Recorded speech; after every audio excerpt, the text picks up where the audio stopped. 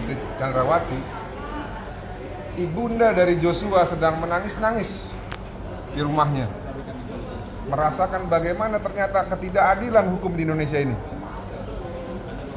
Kalau bukan kepada jaksa penuntut umum kita memberikan mandat atau memberikan wewenang untuk menuntut keadilan kepada para terdakwa, kepada siapa lagi kita harus mengandalkan. Namun hari ini, khususnya tadi beberapa menit yang lalu, kita jujur aja kecewa, sangat kecewa ya. Karena apa? Pasal 340, mereka mendalilkan bahwa pasal 340 terbukti secara sah dan meyakinkan, namun tuntutannya tidak sesuai dengan pasal 340, 8 tahun. Membunuh ataupun merampas nyawa orang secara berencana dengan sengaja hanya dihargai 8 tahun.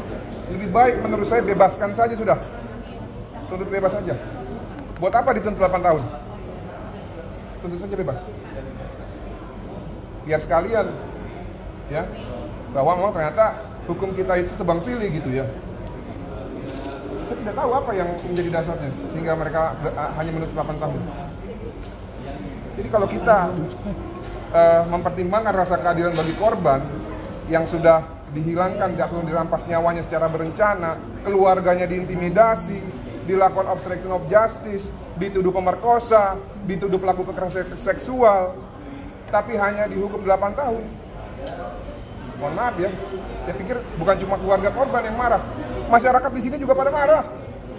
Ini tidak terhitung nih, DM Instagram ke saya, direct message Facebook ke saya, telepon ke saya yang mengatakan, abang harus bersuara bang, ini tidak adil. Harusnya berapa Bang Mardin? Itu kan ada pilihan di pasal 340, diancam dengan hukuman pidana paling lama 20 tahun, penjara seumur hidup, atau hukuman mati. Dalam hal ini, Putri Chandrawati sudah terbukti dalam fakta persidangan bahwa dia adalah salah satu aktor intelektual yang menghendaki dan mengingini hilangnya nyawa Joshua ataupun perampasan nyawa Joshua. Masa orang yang memiliki niat jahat membunuh secara berencana, yang mana membunuh itu adalah hak absolut milik Tuhan, hanya dihargai tuntutan 8 tahun? Nanti besok-besok orang akan membunuh orang secara berencana. Ada masalah dikit dibunuh. Mau begitu negara kita? Mau nggak? Kalau saya nggak mau, lebih baik saya tidak tinggal di negara ini kalau begitu cara mainnya gitu. Jadi killing field kita. Dikit-dikit bunuh, dikit-dikit bunuh. Tapi tadi ada 15 poin yang tidak sesuai dengan fakta persidangan atau keterangan dari para saksi. Ini pendapat dari kuasa hukum terdakwa yang tadi disampaikan. Hanya asumtif begitu Bang Mardin. Ya, mereka juga bekerja juga dengan cara halusinasi kok. Coba lihat bukti yang mereka sampaikan, 35 bukti, 15 bukti itu. 35. Ada nggak yang relevan? Nggak ada, itu semua jadi bahan tertawaan. Bahkan anak saya yang kecil 5 tahun pun tertawa melihat itu, sehingga membuat gambar ya pistol ada kakinya. Jadi kita nggak usah bahas lah itu lah. Memang sudah tugas mereka, kalau mereka dibayar untuk meringankan kliennya ataupun membela kliennya. Saya tidak mau komentari itu, tapi fakta yang disajikan oleh JPU sudah sangat jelas. Putri ini aktor intelektual, dia mengingini kematian Joshua. Dan kalau kita berbicara lebih ekstrim lagi, dia mendalilkan pemerkosaan. Sekarang JPU ya menyimpulkan bukan pemerkosaan, apa? Perselingkuhan. Coba kalau informasi palsu begitu disampaikan kepada suaminya, berarti siapa yang jahat? Siapa yang jahat? Saya mau tanya sama kalian. Merugikan terdakwa dan korban. Iya, yang jahat siapa? Oh, ini cuma 8 tahun. Pak, tapi tanggapan dari keluarga sendiri bagaimana? Ini kan maksudnya dibilang itu adalah perselingkuhan, yang artinya kalau perselingkuhan itu kan Sangat kecewa lah, nggak mungkin Joshua mau selingkuh sama orang yang lebih tua. Dan itu kan dia dianggap orang tua angkatnya. Ya, ini orang tua angkatnya. Karena orang tua kandung pernah bilang, kamilah yang melahirkan kamu, tapi anggaplah yang ada di Jakarta itu sebagai orang tua angkatmu. Berlakulah baik kepada dia. Dan hukum Tuhan yang kelima, kasihlah orang tuamu. Orang tua itu bisa siapa saja yang lebih tua.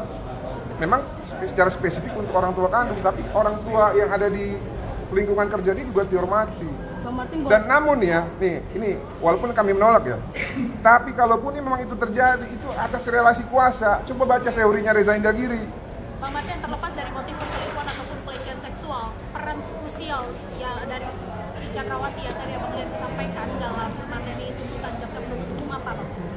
Perannya yang pertama ya, berdasarkan fakta persidangan, Putri itu ya memerintahkan untuk melucuti senjata Joshua, padahal yang membunuh Joshua itu kuat ya, pakai pisau.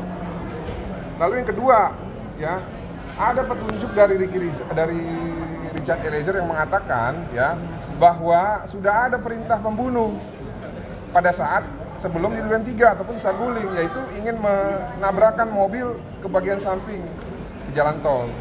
Lalu peran ketiga itu ada tertangkap di CCTV Putri Chandrawati bersama-sama dengan Kuat naik ke lantai 3. Diduga keras, disitulah konsep ataupun skenario untuk pelecehan seksual, konsep untuk mengarahkan ataupun menggiring korban ke tempat pembantaian di Duren 3, dan konsep-konsep yang lainnya untuk memuluskan keinginan jahat mereka untuk merampas nyawa Joshua itu dilaksanakan gitu loh. Karena kalau kita lihat ya, Verdi Sambo pasca penembakan, dia tidak mengatakan apa-apa kepada Ricky dan Kuat, itu berdasarkan keterangan Richard. Namun tiba-tiba pada saat penyidik memeriksa Kuat dan Ricky tahu skenario tembak-menembak, skenario pelecehan seksual. Tahu dari mana kalau dia tidak tahu sebelumnya, sebelum di Duren 3. Nah, cuman yang saya bingung itu adalah kenapa ya.